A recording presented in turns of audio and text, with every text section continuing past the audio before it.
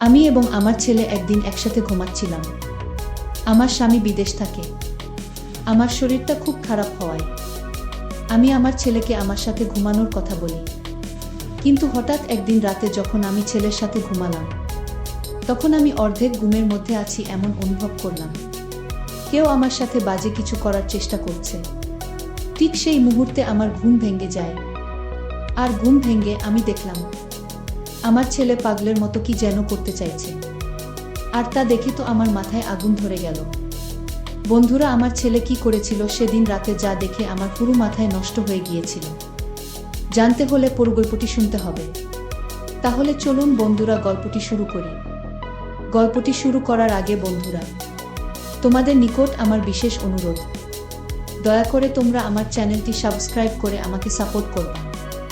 আমি পূর্ণিমা। আমি দেখতে খুবই সুন্দরী, লাবণ্যময়ী। আমার বয়স 34 বছর। আমি ঢাকায় বনশ্রীতে থাকি। আমার এক ছেলে এক মেয়ে। মেয়ের বয়স 12 আর ছেলের বয়স 16। আমার বিয়ে হয়েছে এক প্রবাসী স্বামীর কাছে। বিয়ের কিছুদিন পর আমার স্বামী বিদেশে প্রবাসে চলে যায়। তারপর থেকে আমাকে অনেক কষ্ট করতে হয়েছে। একটি ছোট্ট ছেলেকে নিয়ে আমার খুব কষ্টে দিন কাটছিল। দেখতে দেখতে আমার ছেলে এবং মেয়ে উভয়ই বড় হয়ে গেল। বর্তমানে আমার ছেলের বয়স 16 আর মেয়ের বয়স 12। দুই ছেলে মেয়ে নিয়ে খুব সুখের সংসার আমার। তারা দুজনেই পড়ালেখায় ব্যস্ত। কিন্তু মনের মধ্যে একটাই কষ্ট আমার। বিয়ের পরে প্রায় বেশিরভাগ দিনেই আমি স্বামী ছাড়া থাকতে হয়েছে। বলতে পারেন আমি খুব একটা বেশি স্বামীর আদর পাই নাই। কারণ সে বিদেশ থেকে মাঝে মধ্যে ছুটিতে আসতো আর অল্প কিছুদিন থেকে চলে যেত। তারপর আবার 5 বছর পর 3 থেকে 4 মাসের ছুটি নিয়ে আসতো। তারপর আবার চলে যেত। তাতে আমার কিছু হতো না।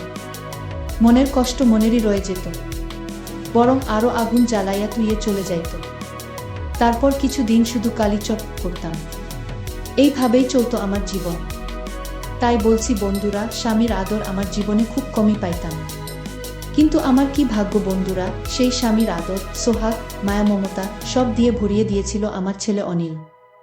আমি কখনো কল্পনাই করতে পারি নাই যে আমার ছেলে অনিল আমাকে এত সুখ দিবে। বন্ধুরা, আমার ছেলে অনিল, সে ক্লাস SSC-তে পড়তেছে। দেখতে খুব সুন্দর শান্ত, আমার মতোই হয়েছে। আমার ছেলেও হ্যান্ডসাম, অনেক স্মার্ট। যে কোনো মেয়ে দেখলেই আমার ছেলের প্রেমে পড়ে যায়। আমি আমার ছেলের প্রতি অনেক যত্ন নিতাম, মানে অনেক ভালোবাসতাম আমার ছেলেকে। সবসময় আমার ছেলের সাথে আমি ফ্রি থাকার চেষ্টা করতাম। আমার ছেলের সাথে আমি বন্ধুর মতো সব সময় আচরণ করতাম। বন্ধুরা, একদিন রাতের ঘটনা। আমার ছেলে ওয়াশরুমে গিয়েছিল। ওয়াশরুম থেকে বের হতে একটু দেরি হচ্ছিল। হঠাৎ করে আমার ছেলের মোবাইলে একটি মেসেজ চলে আসলো। মেসেজটি দেখে আমি খুব হিমশিম খেয়ে গেলাম। মেসেজটা খুব বিশ্রী ভাষায় লেখা ছিল। তবে বন্ধুরা, এইটুকু বুঝতে পারছি যে মেয়েটি আমার ছেলেকে মেসেজটা দিয়েছে, সে নিশ্চয় আমার ছেলের খুব পরিচিত এবং সে আর আমার ছেলের মধ্যে নিশ্চয় খারাপ কোনো সম্পর্ক আছে। প্রকৃতপক্ষে মেসেজটি দেখে আমার মন খারাপ হয়ে গেল। মেসেজটি দেখে আমি মনে মনে ভাবলাম, কে এই মেয়ে? তাহলে কি আমার ছেলে এই মেয়ের সাথে সম্পর্কে জড়িয়ে গেল? আমার ছেলে কি তাহলে নষ্ট হয়ে গেল? যদি তাদের মধ্যে এরকম ধরনের সম্পর্ক নাই থাকে, তাহলে কেনই বা এই মেয়েটি এরকম বিশ্রী মেসেজ দিবে? মেসেজটি দেখে আমার মনটা খারাপ হয়ে গেল। মনে মনে ভাবলাম, তাহলে আমার ছেলেকে কি আমি জিজ্ঞেস করব মেয়েটিকে? কিছুক্ষণ ভেবে তারপর ভাবলাম, যদি আমি আমার ছেলেকে জিজ্ঞেস করি, তাহলে সে হয়তো কষ্ট পাবে না। আমাকে বিকল্প চিন্তা ভাবনা করতে হবে। যেভাবেই হোক এই মেয়ের কাছ থেকে আমার ছেলেকে বাঁচাতে হবে। তা না হলে আমার ছেলের পড়ালেখা সহ আমার ছেলের ভবিষ্যৎ একেবারেই শেষ। পরের দিন আমার ছেলে স্কুলে যাবে। ছেলের পেছন পেছন আমিও গেলাম। কিন্তু আমার ছেলেকে বুঝতে দিলাম না যে আমি তাকে ফলো করছি। স্কুলে যাওয়ার কথা বলে আমার ছেলে দেখলাম স্কুলে না গিয়ে সে অন্যদিকে যাচ্ছে। আমি ওর পিছন পিছন ছুটলাম। কিছুক্ষণ যাওয়ার পর দেখলাম একটা মেয়ে আমার ছেলের জন্য দাঁড়িয়ে রয়েছে। আমার ছেলেও তার কাছে চলে গেল এবং তারা সেখান থেকে অন্য কোনো এক জায়গা চলে যাচ্ছে। আমি তাদের পিছন পিছন গেলাম। যাওয়ার পর দেখলাম তারা এমন এক জায়গায় গেল যেখানে মানুষ সচরাচর যায় না। একেবারে নির্জন জায়গা। খুব কম মানুষই সেখানে যায়। আমার আর বুঝতে বাকি রইল না, আমার ছেলে নষ্ট পথে চলে যাচ্ছে, যে পথ মোটেও তার ভবিষ্যতের জন্য ভালো না। তারপরেও তারা সেই নির্জন জায়গায় কি করে তা জানার জন্য এবং তা নিজের চোখে দেখার জন্য চুপি চুপি সেখানে গেলাম। আমি দেখতে পেলাম তারা জঙ্গলে একটি খুঁড়ে ঘরের ভিতরে প্রবেশ করছে, তাও আবার ভাঙ্গা। মনে হচ্ছে অনেক দিনের পুরনো। চোখের পলকেই তারা দুজন সেখানে ঢুকে গেল। আমিও চুপি চুপি তাদের পিছনে গেলাম। ভাবলাম আজকে তাদেরকে হাতে নাতে ধরবা। তারা ঘরে প্রবেশ করার পর আমি চুপি চুপি করে সেই ঘরের জানালার পাশে গেলাম। তারপর আমি সেই খুঁড়ে ঘরের জানালার পাশ দিকে একটু উকি দিলাম। জানালা দিয়ে উকি দিতেই যা দেখলাম তাকে আমার দু চোখ মুজে গেল। অনেক কষ্ট করে তাকালাম।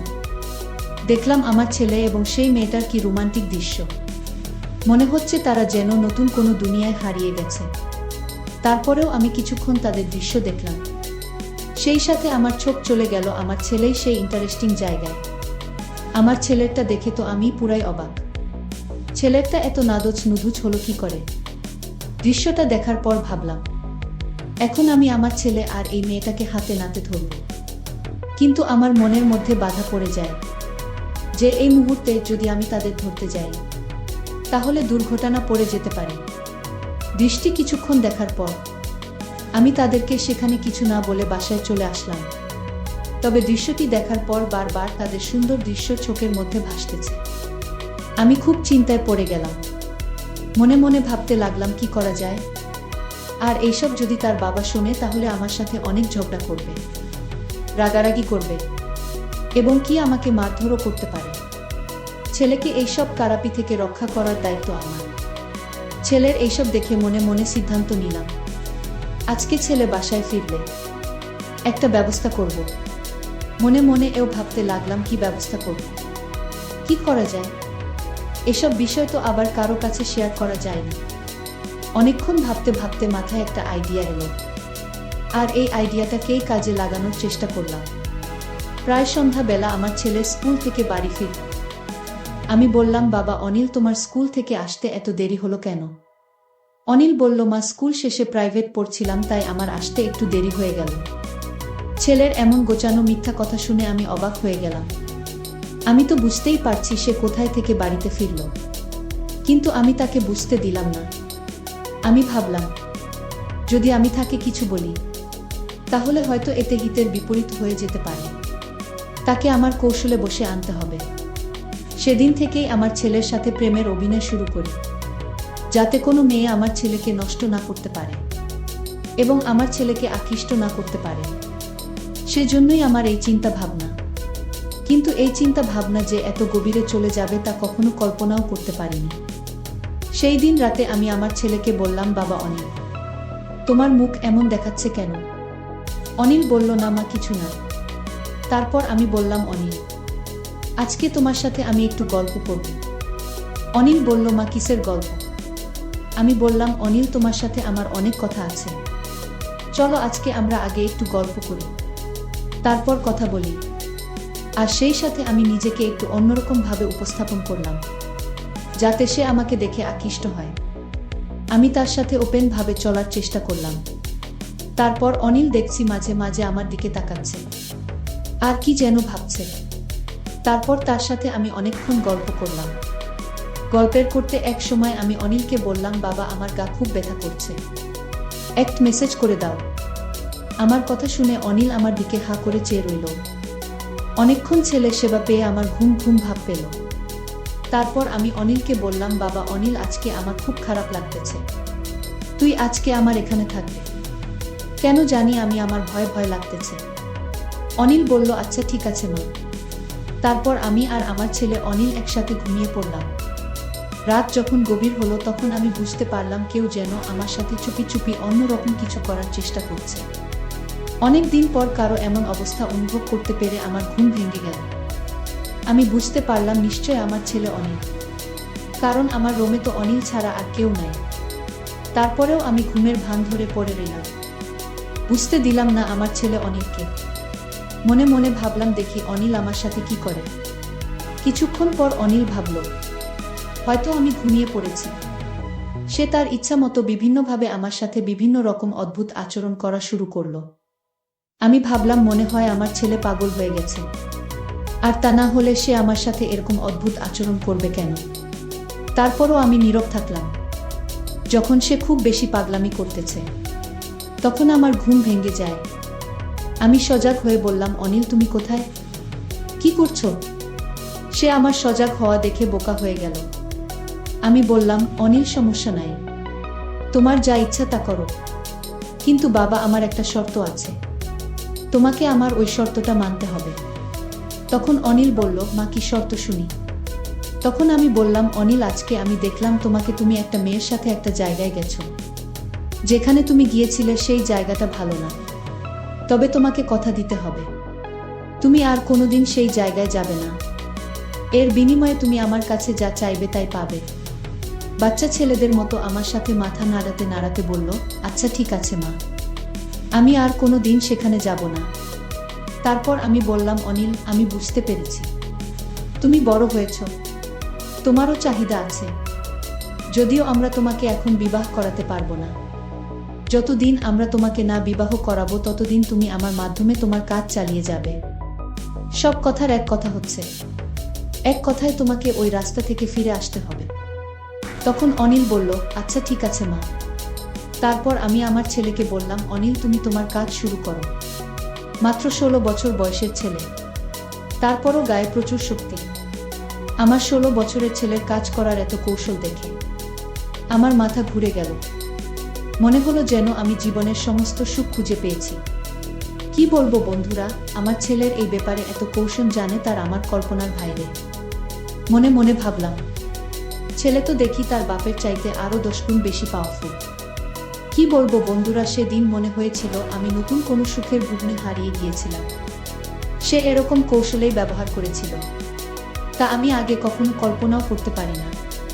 তার একদিনের কাজের ফলে প্রায় 1 সপ্তাহ পর্যন্ত আমি খারাপ অবস্থায় ছিলাম। তারপর প্রতিদিনই আমার ছেলে অনিল এবং আমার এক অন্যরকম মাস্তি হতো, যে মাস্তির রহস্য আজও পর্যন্ত কেউ জানে না। কিন্তু সত্যিকার অর্থেই আমার ছেলের ভালোবাসা পেয়ে আমি যে এতদিনের ক্ষুধার্ত ছিলাম, আমার যে অপূর্ণতা ছিল, সব আমার ছেলে পূরণ করে দিয়েছিল। বন্ধুরা, মনের টান এবং চাহিদা অনেক সময় জাত পাতকুল কিছু মানে। সে শুধু তখন উষ্ণ ছোঁয়া, যা পেলে সে তখন হয়ে যায় চিরশান্ত। পরিশেষে বন্ধুরা, আমি তোমাদেরকে বলবো, এই কাজটি করাতে আমার 2টি উপকার হলো। এক হলো আমি আমার অতৃপ্ত ভালোবাসাকে তৃপ্ত দিতে পেরেছিলাম। 2 হলো আমার ছেলেকে খারাপ রাস্তা থেকে ফিরিয়ে আনতে পেরেছিলাম। যাই হোক, এখন আমার ছেলেই আমার সব, আমার সুখ, আমার শান্তি, আমার দুনিয়া, আমার বেঁচে থাকার অবলম্বন। বন্ধুরা, আজকে এই পর্যন্তই। গল্পটি তোমাদের কেমন লাগলো তোমরা অবশ্যই কমেন্ট করে জানাবা। আমি আবার আসব তোমাদের মধ্যে নতুন কোনো মজাদার গল্প নিয়ে। বন্ধুরা, ভিডিওটি যদি ভালো লাগে তাহলে একটি লাইক দিন। আর তোমরা যদি এইরকম ধরনের ইন্টারেস্টিং ভিডিও পেতে চাও তাহলে দয়া করে আমার চ্যানেলটি সাবস্ক্রাইব করো।